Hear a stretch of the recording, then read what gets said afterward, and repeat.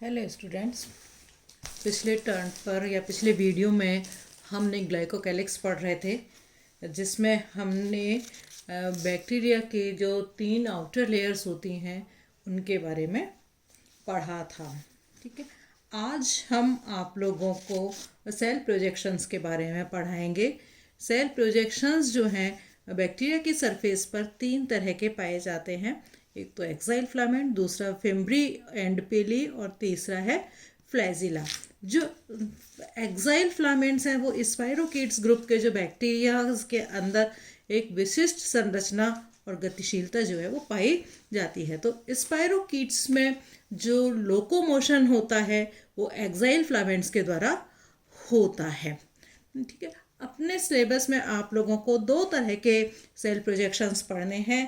एक तो फिम्ब्री और पिली और दूसरा फ्लैजिला जो प्रोजेक्शन है वो आपको पढ़ना है। तो पहले मैं आज आपको पढ़ा रही हूँ फिम्ब्री और पिली। जो ग्राम नेगेटिव जो बैक्टीरिया होते हैं उनके सेल वॉल पर रोम के समान अपेंडिसेस या उपांग पाए जाते हैं, जिन्हें हम फिम्ब्री और पिली कहते हैं। फिम्ब्रीज और पिलीज की खोज जो है ब्रिंटन ने पिली नाम दिया था और डंगुइड एंड उनके साथियों ने फिम्ब्री नाम यूज़ किया था इन रोम युक्त उपांगों के लिए। ठीक है ना, जो फिम्ब्रीज एंड पिलीज हैं वो यूकैरियोटिक सेल्स के अंदर नहीं पाई जाती हैं, केवल प्रोकैरियोटिक सेल्स जो हैं उनके अंदर ही पाई जाती है। मीन्स फिम्ब्री शब्द का यूज़ जो है उन सभी हेयर लाइक स्ट्रक्चर्स या रोम सदृश संरचनाओं के लिए किया जाता है जो कि कोशिका की सतह पर पाई जाती हैं। पिलीज का जो निर्माण है वो या निर्धारण है वो प्लाज्मिड्स के द्वारा होता है। तो फिम्ब्री और पिलीज में बेसिक डिफरेंस ये है, जो फिम्ब्री है उनका निर्माण साइटोप्लाज्म के द्वारा होता है और पिलीज का निर्माण जो है वो प्लाज्मिड्स के द्वारा होता है।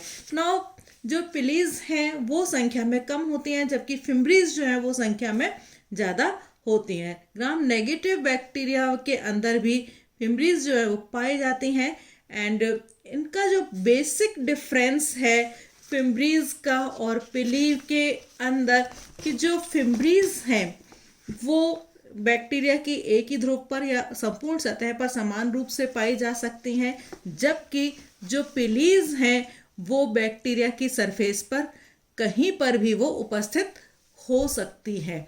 दूसरी जो चीज़ है, इनकी संख्या 1000 तक, फिम्ब्रीज जो हैं उनकी संख्या 1000 तक हो सकती है, जबकि जो पिलीज हैं उनकी संख्या 3 से 5 तक ही होती है।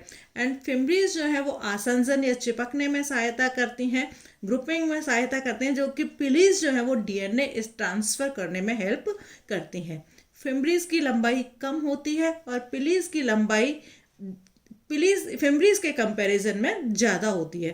फिम्ब्रीज जो बैक्टीरिया फिम्ब्रिएटेड बैक्टीरिया होते हैं वो ग्रुपिंग में या कॉलोनाइजेशन में हेल्प करते हैं, और जबकि जो जिनके अंदर पिलीज होती हैं वो डीएनए के ट्रांसफ़र से संबंधित है। ये डीएनए को एक बैक्टीरिया से दूसरे बैक्टीरिया में ट्रांसफ़र करने का काम करती हैं। तो जो फिम्ब्रीज है उनका निर्माण जो है मेम्ब्रेन की आउटग्रोथ के रूप में होता है, जबकि जो पिलीज है उनका निर्माण प्लाज्मिड्स के द्वारा होता है और इन्हें सेक्स पिली भी हम कहते हैं।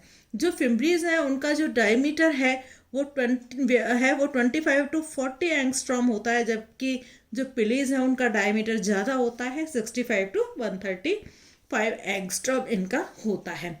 यदि हम कार्य के आधार पर पिलीज को देखें तो इनको हम 2 तरह का मानते हैं, एंड कॉमन पिली और सेक्स पिली। कॉमन पिलीज जो है वो केवल आसंजन में सहायता करते हैं एंड सेक्स पिलीज जो है वो जीवाणु के मध्य जीनोम के ट्रांसफर से संबंधित होते हैं। ऑटम ने जो पिलीज हैं उनको मेनली 6 ग्रुप्स में बांटा था। ग्रुप फर्स्ट में उन्होंने उनको रखा जो फिम्ब्रिएटेड बैक्टीरिया थे, जो कि आपस में आसंजन करने में का काम करते थे, और इनकी संख्या है 300 तक होती है। ये फिम्ब्रीज बैक्टीरिया के चारों तरफ एक रेगुलर जो इंटरवल होता है उस पर वो उपस्थित होती हैं। तो नाइसीरिया जी बैक्टीरिया के अंदर पिलीज के कारण इनके पिलीज के कारण इनमें ग्रुपिंग होती है। ग्रुप सेकंड में जो पिलीज है उनका डायमीटर जो है वो 9 mm होता है, 1 से लेकर के 20 माइक्रोमीटर तक ये लंबी होती हैं और इनकी संख्या इसमें 10 होती है। ये फाइब्रस स्ट्रक्चर्स हैं जिनका निर्धारण सेक्स फैक्टर्स के द्वारा होता है। ग्रुप थर्ड जो है ये फिमरीज कंपैरेटिवली मोर स्पेसिफिक होती हैं, जो कि एग्रोबैक्टीरियम के अंदर पाई जाती हैं। ये मोटी होती हैं एवं हॉलो पाइप के समान होती हैं। ग्रुप 6 की जो पिलीज हैं वो इलास्टिक होती हैं, रॉड शेप्ड होती हैं और पोलर नेचर की होती हैं, जैसे कि ये स्यूडोमोनास और विब्रियो के अंदर पाई जाती हैं। ग्रुप 6 की जो पिलीज हैं, इस समूह की जो पिलीज हैं वो पोलर रूप से अरेंज होती हैं, संकुचनशील नेचर की होती हैं एंड ये एग्रोबैक्टीरियम, स्यूडोमोनास एंड राइजोबियम के अंदर ये पाई जाती हैं। तो ये जो पिलीज हैं वो बैक्टीरिया में कॉन्जुगेशन रिएक्शंस को करने में सहायता करती हैं। एंड ग्रुप 6 की पिली जो कि ग्राम पॉजिटिव बैक्टीरिया जो कि कॉर्निबैक्टीरियम डीनेट है, उसमें ये ग्रुप 6 की पिलीज पाई जाती हैं और इनके जो तंतु हैं वो विशिष्ट एंटीजन का काम करते हैं। नाउ फिमरीज की जो संरचना है वो कैसी होती है? तो फिमरीज जो हैं वो आगे से टर्मिनल लोब जो है उनके ऊपर पाया जा सकता है, रॉड शेप्ड हो सकती हैं, ये हॉकी की शेप में भी हो सकती हैं। तो ये डिफरेंट शेप्स की जो पिली हैं वो पाई जाती हैं। नाउ फिमरी और पिलीज जो है उनकी संरचना फ्लैजिला की रचना के ही समान होती है और इनकी जो ओरिजिन है, फिमरीज के जो ओरिजिन है वो साइटोप्लाज्म से होता है और प्लाज्मिड पिलीज का जो निर्धारण है वो प्लाज्मिड्स के द्वारा होता है। ये दोनों ही सेल वॉल की जो पेप्टिडोग्लाइकेन लेयर होती है उसको ये पेनिट्रेट करती हैं और उस सेल वॉल के बाहर निकल करके बॉडी सरफेस के ऊपर ये आ जाती हैं। और जो फिम्बरी होती है उसका निर्माण फिम्ब्रिलिन प्रोटीन के द्वारा होता है और जो पिली होती है उसका निर्माण पिलिन प्रोटीन के द्वारा होता है। इनके अंदर 163 अमीनो एसिड्स पाए जाते हैं जिनका कि मॉलिक्यूलर वेट होता है 16,000 डाल्टन।